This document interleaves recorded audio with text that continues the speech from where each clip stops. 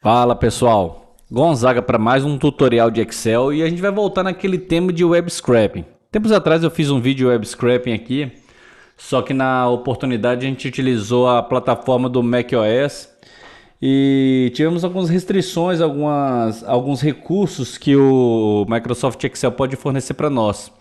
Hoje a gente vai fazer um pouco diferente, a gente vai trabalhar na plataforma do Windows e com isso vai facilitar bastante a gente aplicar essa técnica, né, de web scrap em algum site da internet para a gente puxar dados para o nosso computador, né?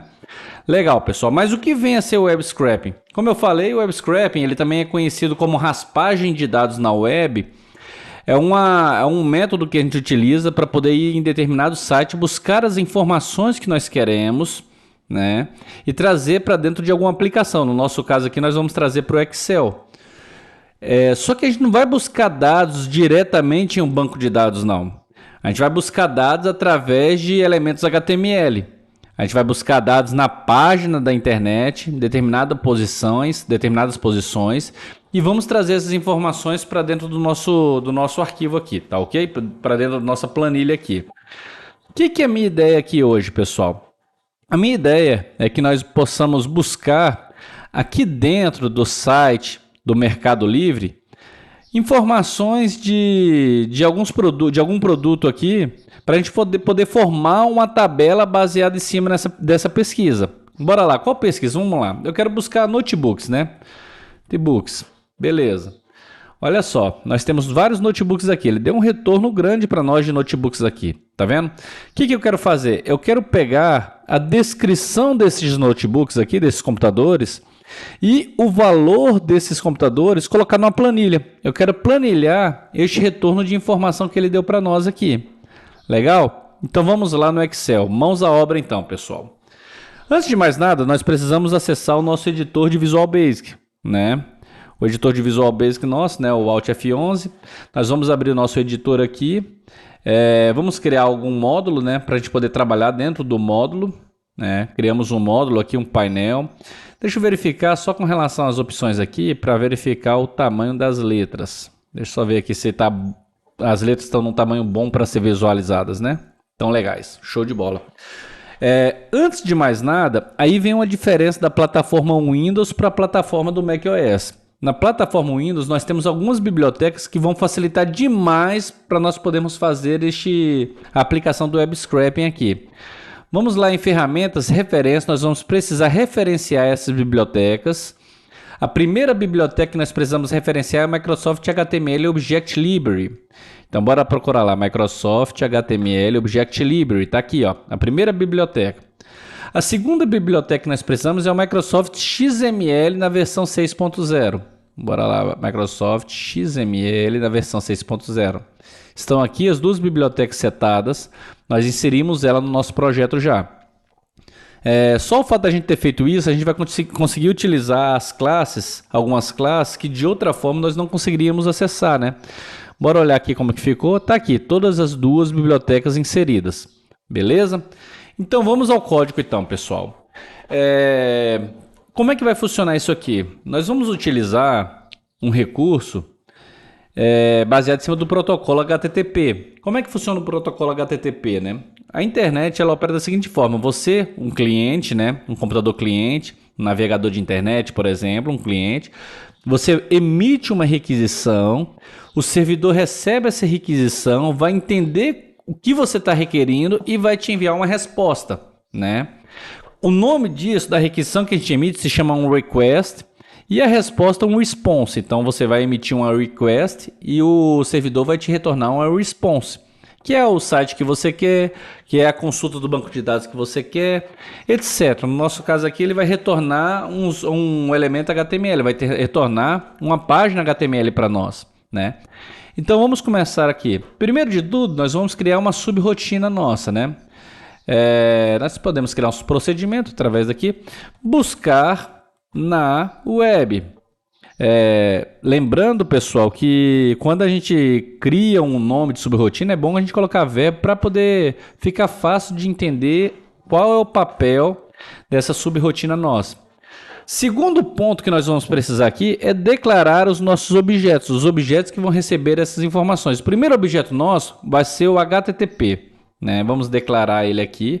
HTTP aqui é o nome de variável, você pode dar o nome que você quiser. Vamos dar HTTP porque fica fácil de identificar o que se trata. É do tipo, pelo fato da gente ter colocado aquelas bibliotecas, elas permitem você acessar essas determinadas classes. É do tipo MSXML2 ponto, é um server um server XML HTTP 60, tá aqui, ó. É desse tipo aqui. Legal? Esse objeto HTTP vai ser o objeto que a gente vai trabalhar com a nossa conexão.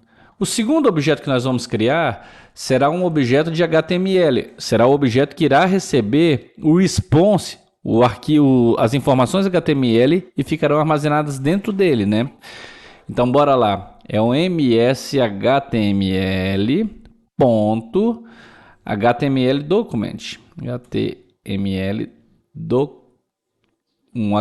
documents. Legal?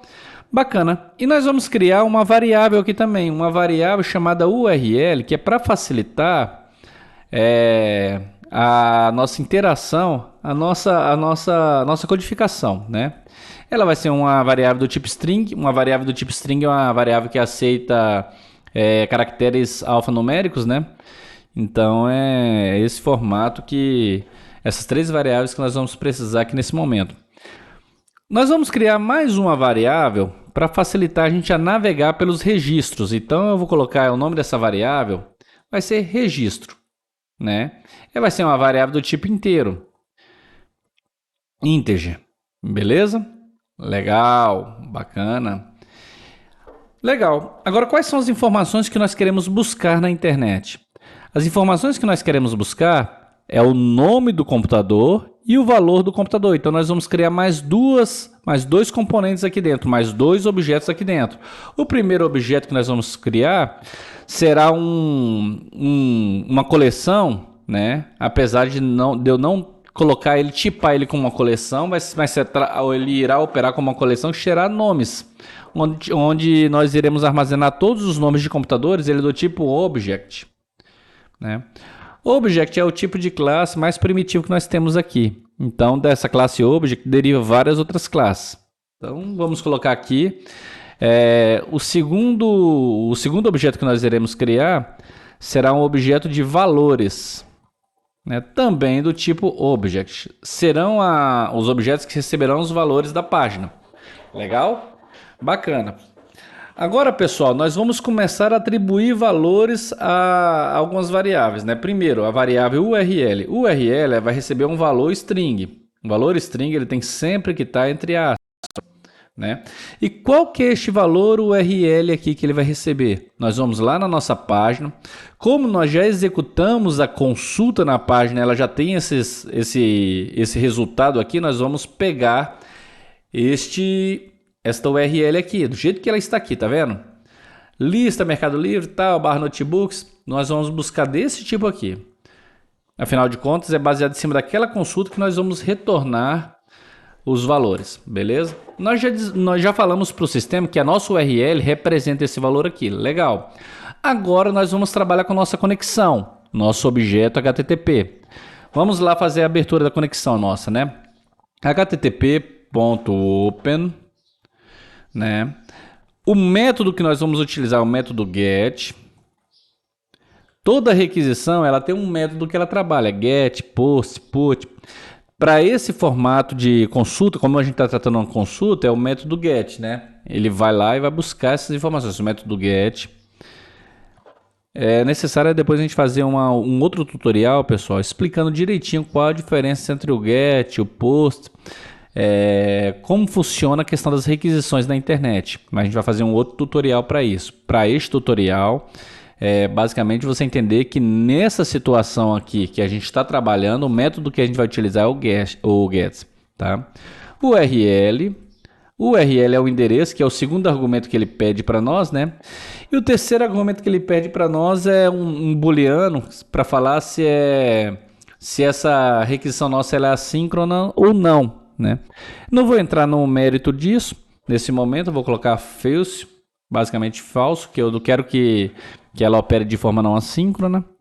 Basicamente isso, beleza? Nós já realizamos a abertura da nossa requisição. Agora nós vamos atribuir um cabeçalho à nossa requisição, http://set request reader, né?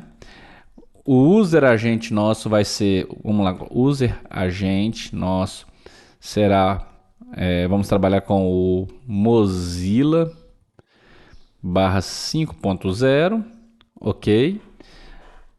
Isso aqui é basicamente o cabeçalho que toda requisição ela tem um cabeçalho, algumas informações no cabeçalho para poder ser processada, beleza?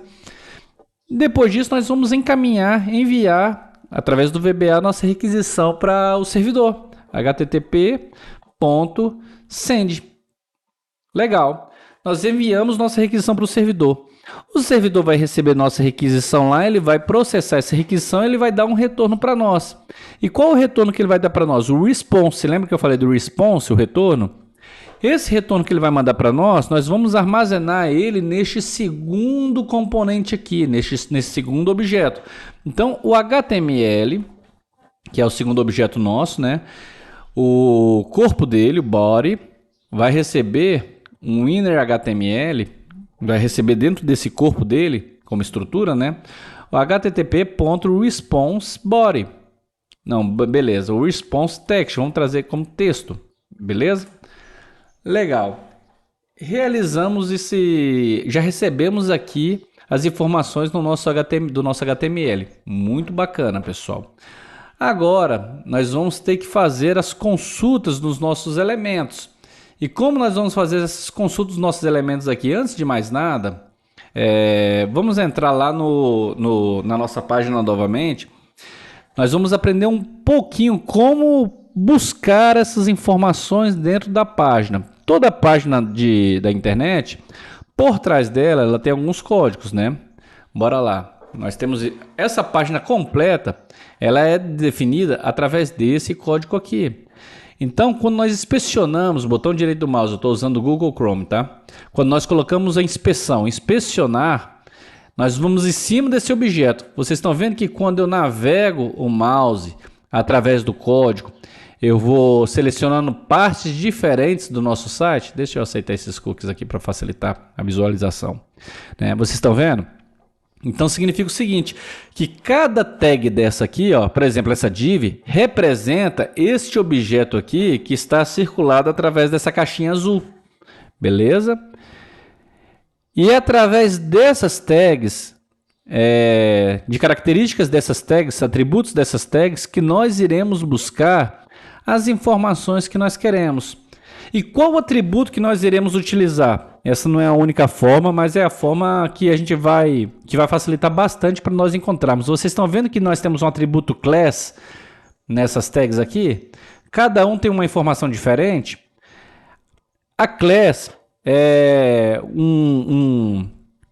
uma informação que você cria estilo CSS para mudar a fonte desse texto aqui, para mudar a cor desse texto, as posições.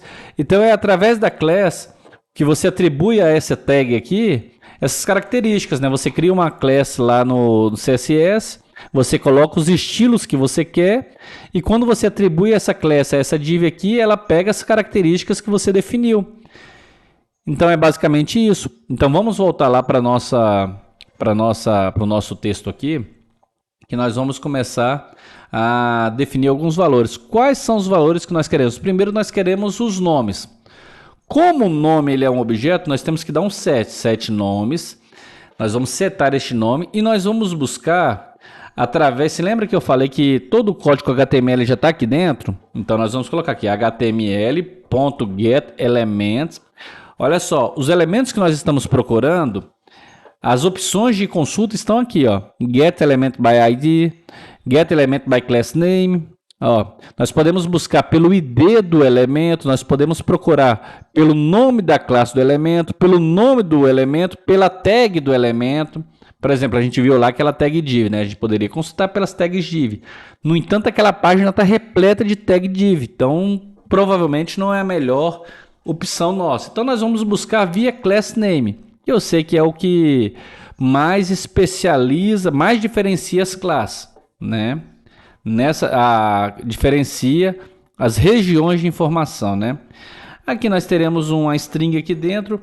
Vamos verificar qual a string que consulta este elemento, né? Bora lá. Nós queremos os nomes, não é?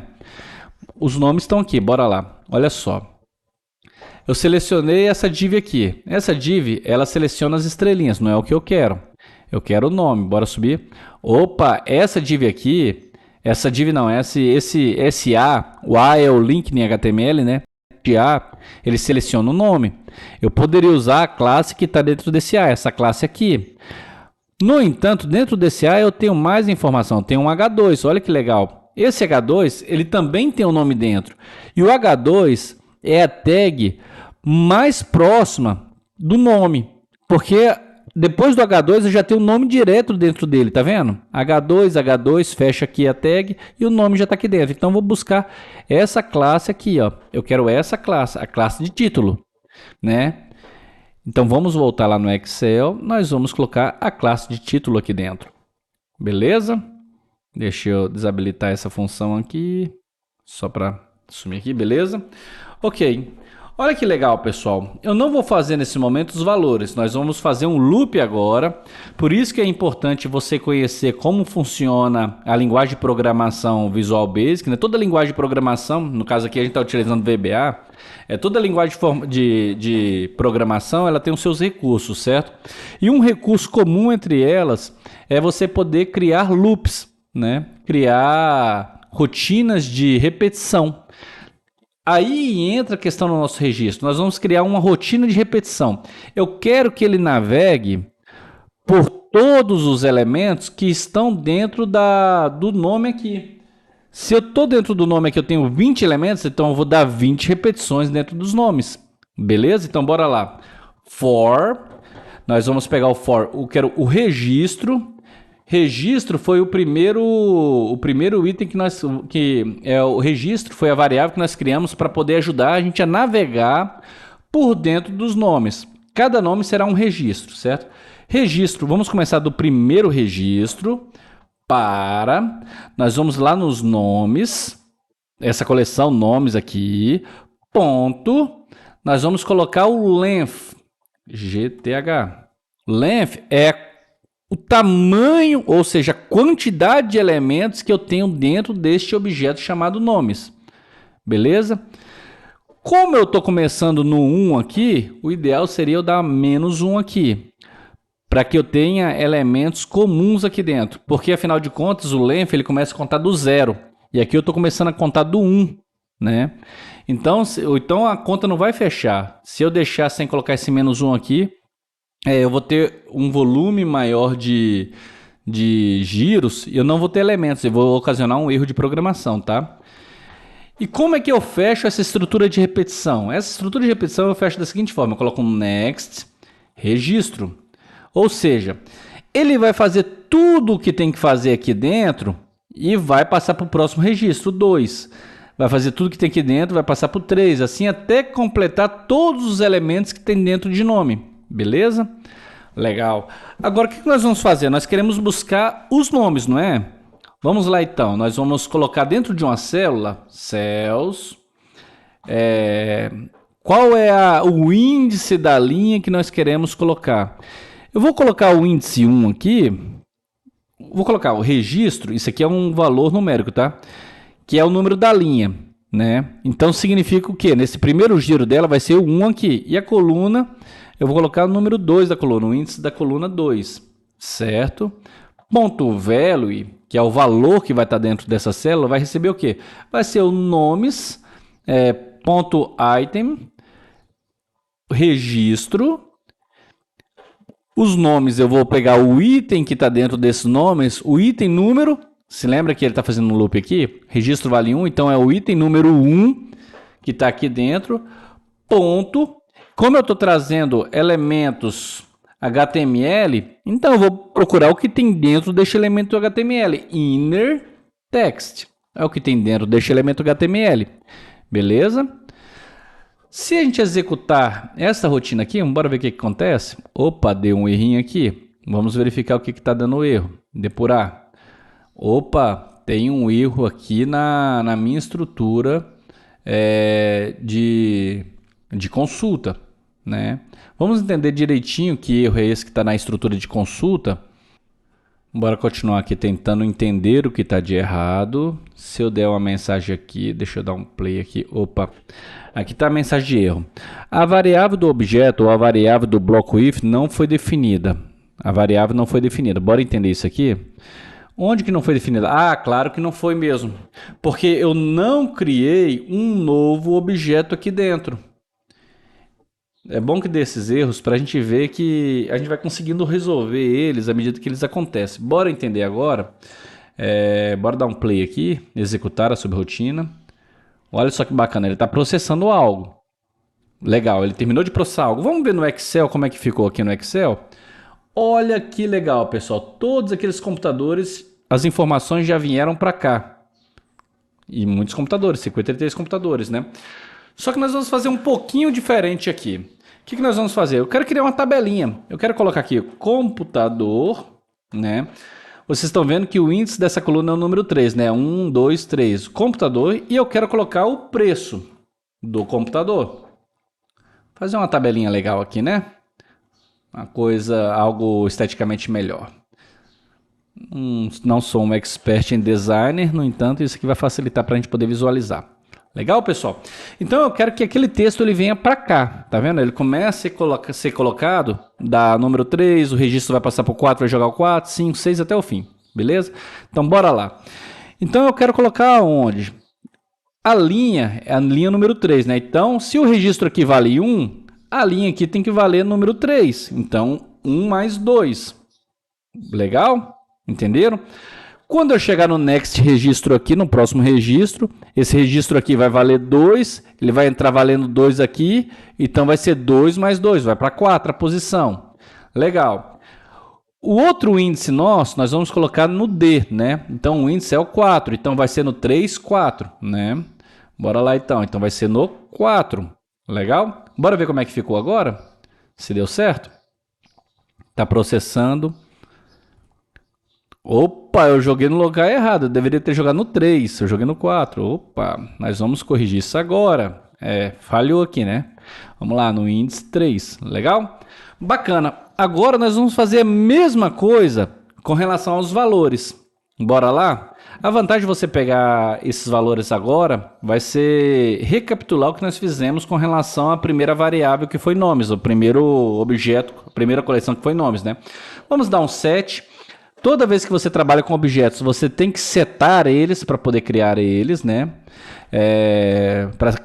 Para poder alimentar eles com os valores que você definiu, né? Você tem que setar eles. Então, bora lá. Nomes igual a html.getElementByClassName. Bora lá, fecho aspas. Legal. E qual a classe que melhor... que vai facilitar para que a gente possa buscar esse nome não, aqui não pode ser nomes, aqui são valores, né?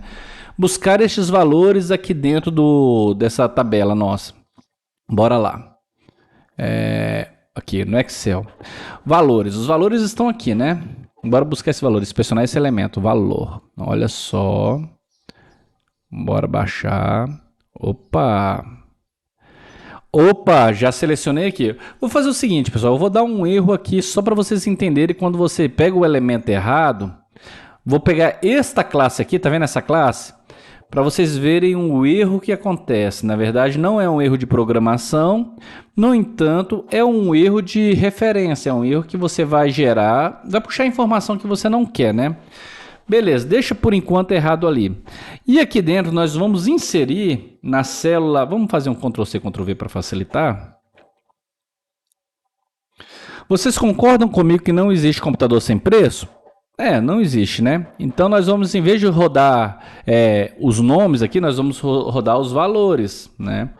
E em vez de colocar na coluna 3, nós vamos colocar na coluna 4. Vamos dar um play aqui e vamos ver como é que vai se comportar o código.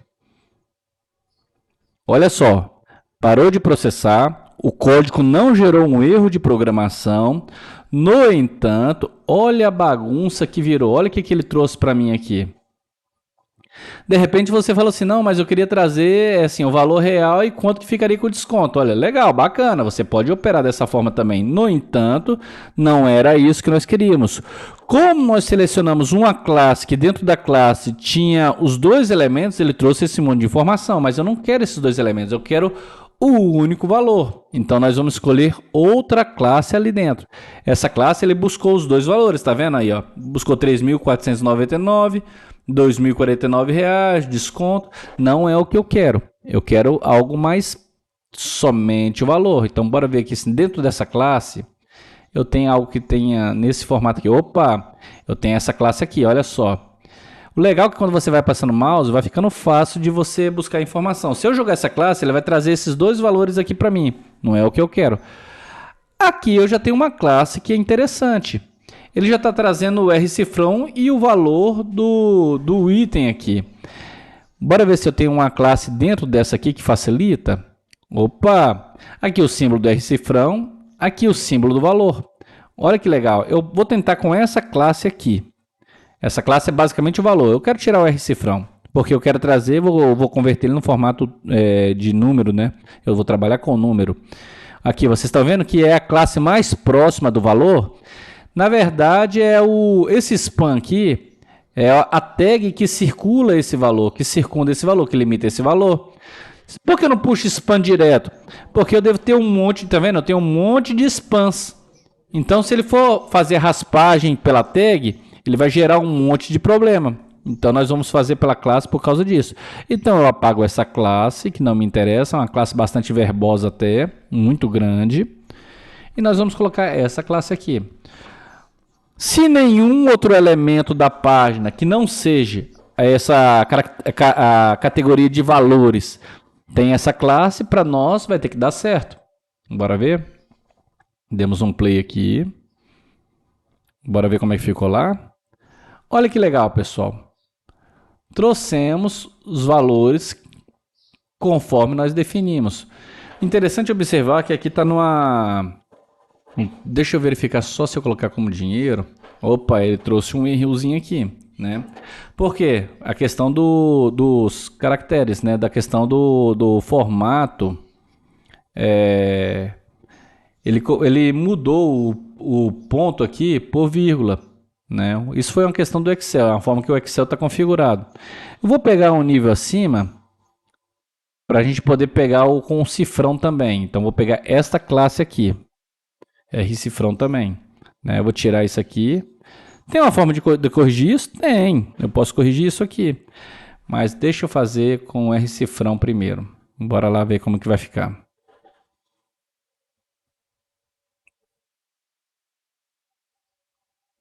Olha que legal.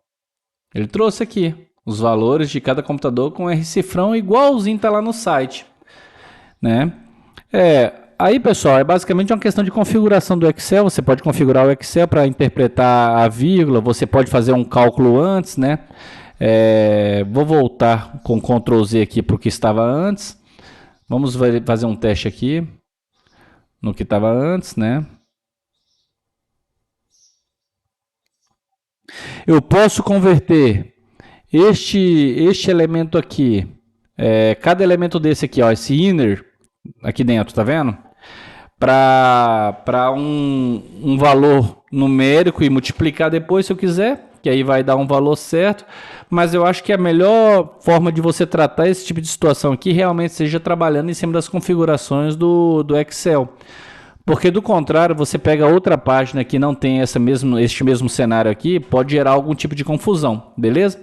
Mas a ideia aqui, pessoal, é mostrar como você utiliza o recurso de raspagem de dados, ou web scraping, na web, e trazer os dados específicos para dentro do Excel. Nós conseguimos fazer. Isso aqui tem várias aplicações. Vocês podem ver que o código ficou bem simples, né? Não é um código tão extenso. Tem algumas informaçõezinhas que a gente precisa se ambientar com ela, né? O tipo de objeto, essa questão aqui da forma de buscar a classe, né? Isso que é muito conhecido pelas pessoas que trabalham com JavaScript também, né? A notação, a sintaxe parece um pouco, né? E para o time que trabalha com requisições também, eles entendem direitinho sobre como processa requisição e response na internet. Beleza, pessoal?